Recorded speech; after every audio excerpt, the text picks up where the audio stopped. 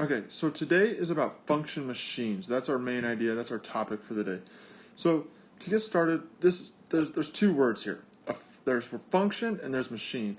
The big word here is function. That's a mathematical word. Machine is something you think about when you go to like a factory or something. It's something that's you put something in and you get something out. So that's kind of idea. The two words we're mashing them here together because they're going to work together. They're going to help us understand what this idea of a function is. So to get started, just get some background information on what is a function or what is this in math. We're going to start. So a function is given a name that can be a letter, such as like F or a G. It can be any letter. It doesn't matter what letter. The most common ones are going to be F, G. We're going to use that a lot in this class. But then it has the notation like this, and it's going to be F parentheses with an X and the X inside and then close the parentheses. This is the output. So this right here is our output. So that means this is what we get out.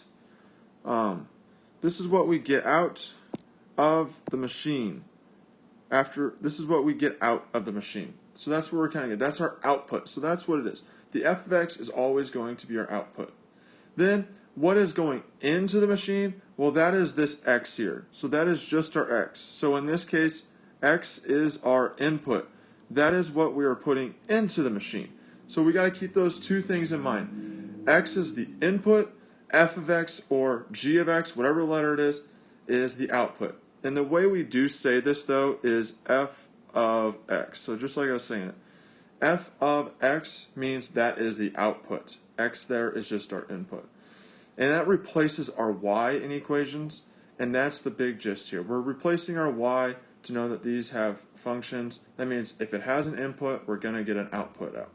So starting off, you can see down on the right side, there's an example. X is the input here, and that is x equals 3. So they did f of 3 in this equation, or this function. So every time they saw an x, it's just like we're just checking solutions in equations, they put in a 3. So they're going to do, every time you see an x in the equation that's there, you're going to put in a 3. So they see x squared, so that's going to be 3 squared minus 1. Now you got to remember your order of operations. 3 squared is 9, and then that minus 1 you bring down. And then 9 minus 1 is 8, so that's why they have f of 3 equals 8. Now we want to make sure we write our answers like that, because when we say f of 3, you're saying 3 is the input, which is our x value, and then the output there is 8. So we want to make sure we say f of 3 equals 8.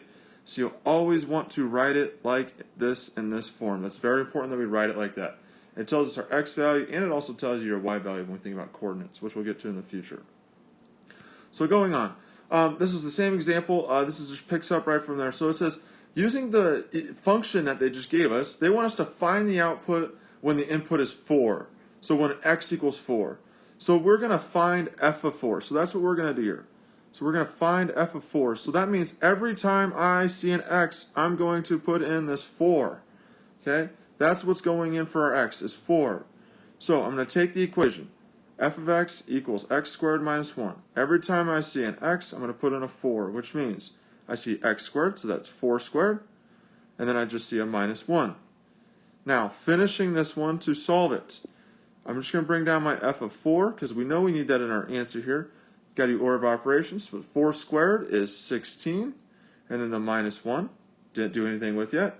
So then finishing it, you get f of 4 equals 15. So 15 is the output here. Okay, so that means when we put 4 in as our input, we get 15 as our output. So the f of 4 is our output. That means the answer is 15. It'd be like when we say, like whenever you say like y equals 15 or something like that. The f of 4 replaces that y, and then you just get the 15.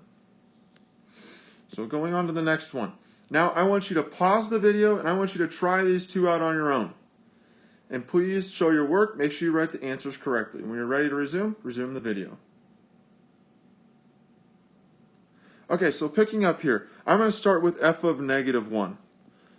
So that means every time I see an x, I'm going to put a negative 1 into the equation that's here on the picture. Okay, same one from last video, or the last problem. So I'm using x squared minus 1. So every I see an x, so that's a negative 1. I'm going to make sure I put this in parentheses, because we need to make sure we square the negative 1. We're not just squaring the 1, we're also squaring the negative. So I'll make sure I put that in parentheses, and then I have the minus 1 after it. So finishing this, you get f of negative 1 equals negative 1 squared is a positive 1. That's negative 1 times negative 1, which is a positive 1. And that minus 1 comes down, which then 1 minus 1 is 0. So f of negative 1 equals 0. So when we input negative 1 in, we get a 0 out, and that is our output. So f of negative 1 equals 0. Now the next one, I have f of 10. So that means that every time I see an x, I'm going to put in a 10. So I have 10 squared. So I see x squared, so that's going to be 10 squared. You can put in parentheses if you want, like the one above. It doesn't matter on this one. Minus 1. 10 squared is 100, and then that's minus 1. So that means f of 10. So that means f of 10 equals a positive 99. Now, continuing on from there. We have one here now that says the output of the function is 24. What is the input? So that means our f of x equals 24. We already know the answer. So we're just asking, what is x? So what is the input? So what has to go in for, what would we normally were putting in for x in the previous problems? We're trying to figure out what would x have to be. So in this case, we're just asking, is there more than one possible answer? So in this case, since f of x equals 24, we're going to replace our f of x with 24. And so since our equation is f of x equals x squared minus 1, the f of x, the whole thing right there, is going to be replaced with 24. So we're going to have 24 equals x squared minus 1. We did that, remember, because the 24 is the output.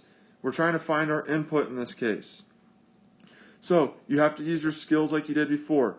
Add 1 to both sides, like we did in solving equations. You get 25 equals x squared. Now, thinking about what we did just last chapter, what's the opposite of squaring a number? Well, that is the square root. Okay, or what number squared gets you 25? So that is x equals plus or minus 5. So yes, in this case, there are two answers. Now, moving on to the last one. You got a big equation here. There's lots of problems here. So what we're going to do is I'm going to do one with on here, and then I'm going to let you off on the rest. So I'm going to start with f of 5. So I know my x is 5, so I'm going to put f of 5. And let's solve this one. So every time I see an x, I put a 5. Now, this one's different. We have a negative in front of the x squared. So we're going to do negative, and now we're going to do parentheses 5 squared. Just make sure you do that correctly. We're not squaring the negative in this case. We only are squaring the x value. Plus 2 times 5 minus 3. So that gets us f of 5 equals 5 squared is 25. That negative in this case just drops down because it's like negative 1 times x squared as well. So negative 1, so negative 25 plus 2 times 5 is 10 minus 3. So f of 5 equals negative 25 plus 10 is negative 15 minus 3 is a negative 18. So I'm going to fill that in my chart. Now, I want you to finish the rest of this and come to class with this prepared so we can pick this up from the beginning of class.